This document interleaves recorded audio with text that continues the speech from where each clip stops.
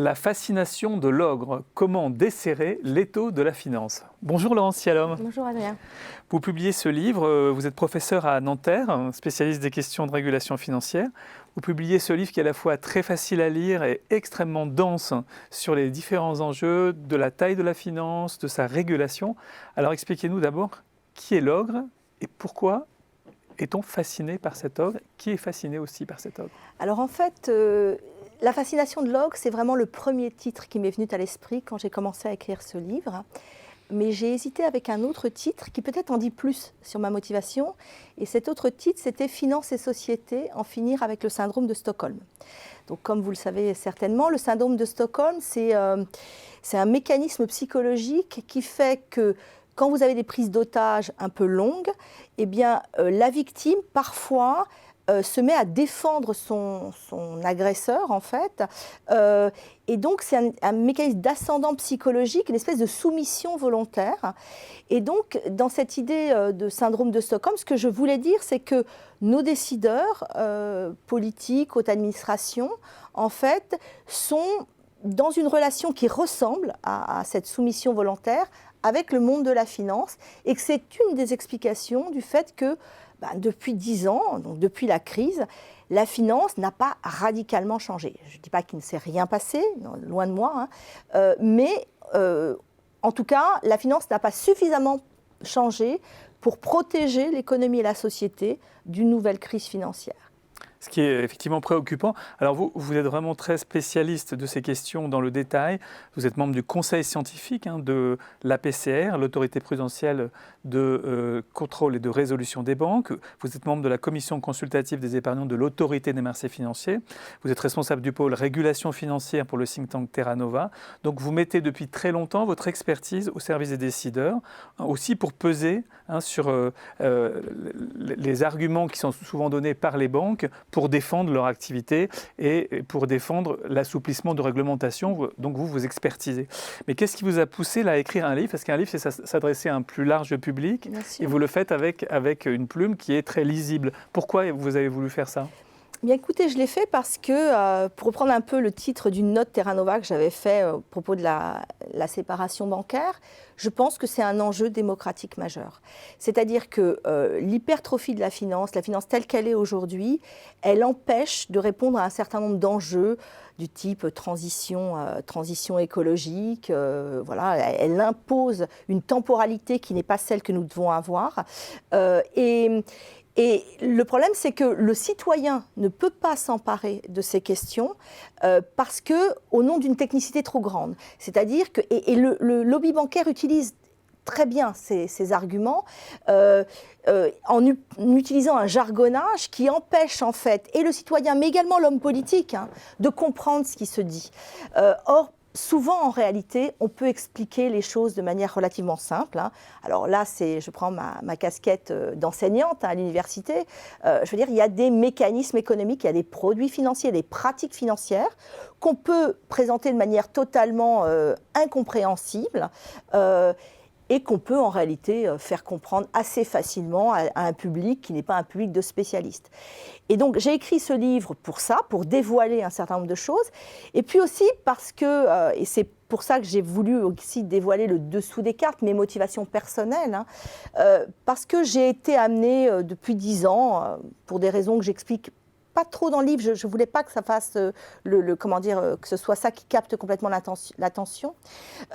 J'ai été amenée à intervenir dans le débat public, notamment sur les questions de séparation bancaire, d'union bancaire, voilà, de mécanismes de résolution, toutes ces choses-là. Or, évidemment, je prenais des positions qui étaient des positions qui ne faisaient pas nécessairement plaisir aux banques, et notamment aux plus grosses banques, aux banques systémiques, donc ça se heurtait de plein fouet à leurs intérêts. Et donc, j'ai vu en pratique la manière dont on décrédibilise les gens. Et pas que vous, d'ailleurs. Et pas que voilà, moi. Vous donnez le dessous des cartes de ça. Bien sûr. Et ça, je pensais que c'était très important parce que, en fait, je pensais ne pas le faire en réalité. Je pensais ne pas expliquer mes motivations personnelles. Et c'est en fait la lecture d'un livre qui m'a été conseillé par l'un de mes fils, en fait, qui s'appelle « Les marchands de doute » et qui a été écrit par deux Américains spécialistes, en fait, de l'histoire des sciences, en fait, et qui dévoilait comment les lobbies du tabac, des pesticides, etc., à partir d'un travail d'archives excessivement poussé, eh bien, utilisaient certains scientifiques pour atténuer les réglementations, pour faire converger en fait les décisions publiques sur leur intérêt, et puis en même temps, eh bien, détruisaient et décrédibilisaient ceux qui s'opposaient à eux. Et dans tous les exemples qu'ils donnaient, je me disais, mais c'est pas possible, c'est ce que j'ai vu à l'œuvre, c'est-à-dire que ce sont exactement les mêmes méthodes qui sont utilisées. Par exemple, vous avez une loi dont le titre n'a rien à voir avec le contenu. On parle de loi de séparation bancaire, qui ne sait pas rien. C'est par exemple débarquer un scientifique qui ne plaît pas de certaines positions où voilà, il pourrait avoir une certaine visibilité sur ces questions. Voilà, certaines commissions d'experts, vous parlez notamment des commissions d'experts bancaires à la BCE où il n'y a quasiment pas de représentants indépendants, il n'y a quasiment que des membres de la profession. Et là, effectivement, il faut tirer son chapeau à Corporate Europe Observatory, qui est une ONG qui dévoile ces questions, qui l'a fait à quantifier le poids du lobby bancaire à Bruxelles, à quantifier le poids du lobby bancaire auprès des comités d'experts, à monter dans son dernier rapport comment les États sont capturés et comment, selon quel État dirige, enfin avec la direction tournante du Conseil, eh bien, ce ne sont pas les mêmes dossiers qui sont défendus. Donc, je veux dire, il faut dévoiler ça. Il faut dévoiler ça, et faire ça, c'est pas faire le jeu des populismes, c'est au contraire se donner les moyens pour réintroduire un peu de démocratie, se dire si on dévoile les conflits d'intérêts, la manière dont ils opèrent, eh bien, peut-être qu'on peut imaginer des solutions contre ça. Oui, alors, effectivement, ce n'est pas le seul objet de votre livre. Vous donnez tout un descriptif de la façon dont les banques... Alors, des choses ont été améliorées, mais donc aujourd'hui, il y a autant de banques too big to fail, trop grosses pour faire faillite, qui sont dans le paysage et que les États seraient amenés à sauver en cas de problème. Vous donnez des chiffres qui donnent absolument le vertige. La taille du secteur financier, c'est 6,5 fois le PIB de la zone euro, 640% du PIB. 5 banques systémiques européennes à elles seules ont des actifs bancaires qui font la moitié des actifs bancaires de l'ensemble de la zone euro, donc elles sont en situation vraiment d'être sauvées au moindre problème. Les 40 plus grandes banques mondiales ont un total d'actifs qui est 65% du PIB mondial. Enfin, j'en passe, c'est des meilleurs, 1,5 fois le PIB mondial pour le parti hors bilan des banques. Donc on sent qu'on est encore sur un volcan et qu'on n'a pas réussi à réguler tout ça. Donc est-ce qu'à votre avis, il n'est pas urgent d'aller beaucoup plus loin, et qu'est-ce qui empêche d'aller plus loin? Est-ce que c'est cette capture des intérêts que vous décrivez? Bien sûr. Alors, donc, c'est évidemment cette capture. Et cette capture, en fait, ce qui est très puissant en fait, dans cette capture, c'est qu'en fait, elle va bien au-delà de ce que les économistes appellent la capture dans les traditions à la Stigler, et qui ne mettent l'accent que sur le financement des campagnes électorales, les carrières, les opportunités de carrière qui sont offertes. Alors, je ne dis pas que ça ne joue pas. Bien sûr, ça joue de manière très forte, notamment parce que ce ne sont pas des allées simples, ce sont des allers-retours. Et donc, mais il y a tout un tas d'autres canaux. Les revolving doors entre la haute administration, les banques, le retour, etc. Le dernier exemple en date étant le fait que celui qui va prendre la direction de l'autorité bancaire européenne, eh bien, c'était le lobbyiste en chef de Santander, qui est une des grandes banques de la zone. Et là, ça pose question.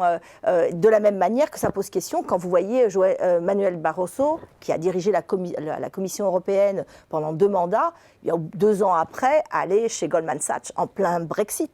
Donc là, effectivement, et ça pose des questions, évidemment, quant à la manière dont sont pensées les régulations. On ne peut pas s'empêcher de penser qu'elles sont, disons, plus permissives, plus relâchées qu'elles ne le seraient s'il n'y avait pas ces phénomènes-là.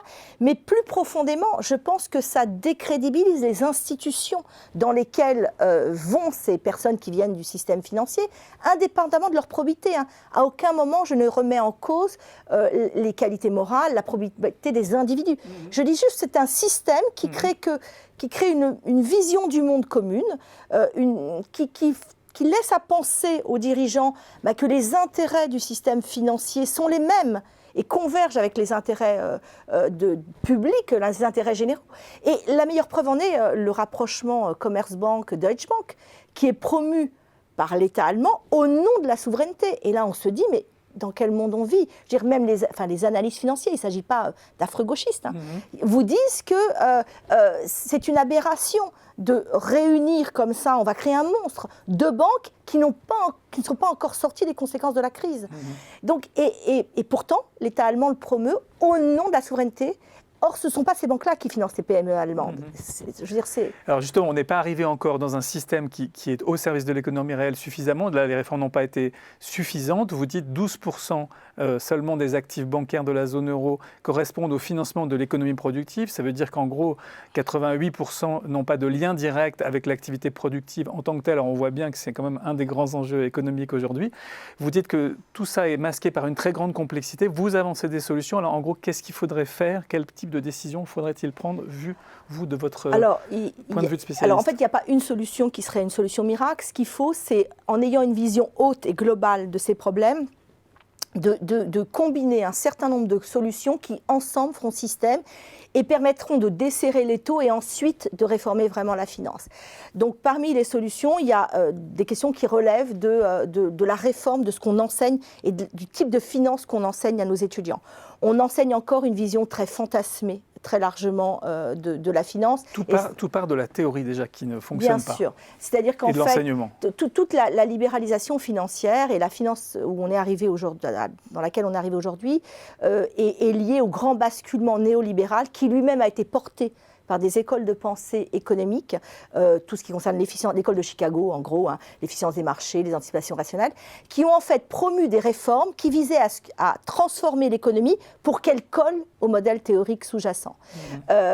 Et le problème, c'est que 10 ans après, on n'a pas complètement rompu avec cette vision-là de l'économie. Les banques centrales continuent à utiliser des modèles macro qui sont très influencés par ce type d'approche. Et donc, cette inertie est très, très étonnante. En finance, par exemple, les formations les plus prestigieuses en finance, en tout cas considérées comme telles, sont les formations qui font pour l'essentiel de la finance mathématique. Je n'ai pas un problème avec la finance mathématique en tant que telle. Le problème, c'est que la conception de l'outil, de la mathématique est présentée comme neutre, si vous voulez. Or, en fait, quand vous faites de la finance de marché qui se fonde sur la finance mathématique, vous ne vous contentez pas de décrire le monde, vous façonnez le monde. Et cette idée de neutralité, en fait, de l'outil, de la méthode qui est utilisée, eh bien, fait que ça déresponsabilise ceux qui ensuite vont avoir à l'utiliser, hein, et ça crée des dérives scientistes où on pense que tout est maîtrisable par le calcul, où on évacue l'aspect humain, où on évacue le lien avec les sciences sociales. Et la crise qu'on a vécue en 2007-2008, c'est la fille de ce scientisme. Or, on n'a pas rompu avec ça. Il faut sortir de ce système de modèle. Vous avancez... Je ne dis pas qu'il faut... il faut, à côté de ça, avoir quelque chose de réflexif, où on incite les étudiants et les enseignants, hein, par là même, à réfléchir à l'impact social de ce qu'ils font, à l'impact social des produits qu'ils mettent sur le marché, qu'ils promeuvent, à l'impact sur la stabilité financière. Voilà, ça, c'est déjà la base, et à partir de là, on ne pourra pas revenir sur tout, mais vous déclinez beaucoup d'autres pistes pour rendre la finance moins complexe, pour distinguer, démêler les différentes activités, et encore d'autres pour combattre et prévenir les conflits d'intérêts, etc. Il faudrait faire une deuxième émission si on voulait en parler, sinon il faut vous reporter à ce livre, La fascination de l'ogre. Merci beaucoup, Laurence Yalom. Merci beaucoup, Adrien.